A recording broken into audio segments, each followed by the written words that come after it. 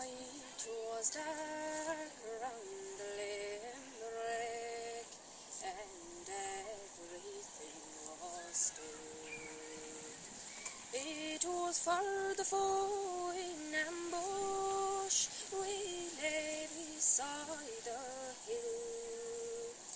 Like lions bold we waited to dash upon our prey, as we rode with Sarsfield at our head at the dawning of the day. From Dublin came the foemen with guns and warlike store to take the town of Limerick.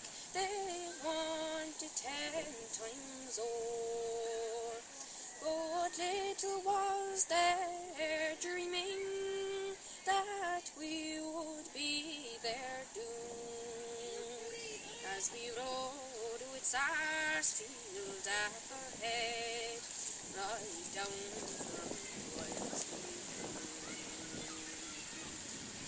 At the lonely hour of midnight, each man leapt on his steed, and through the town of Cullen we dashed with lightning speed, and o'er the hills we thundered to Ballymeaty's walls, where lay the foe securely, with guns and arms and all. They asked us for our password, and Sarsfield was the man. "Oh, here I am," our general cried, as down on them we ran. Ere had we breached the firmament, the moon and stars gave light, and for the battle of the Boyne we had revenge that night.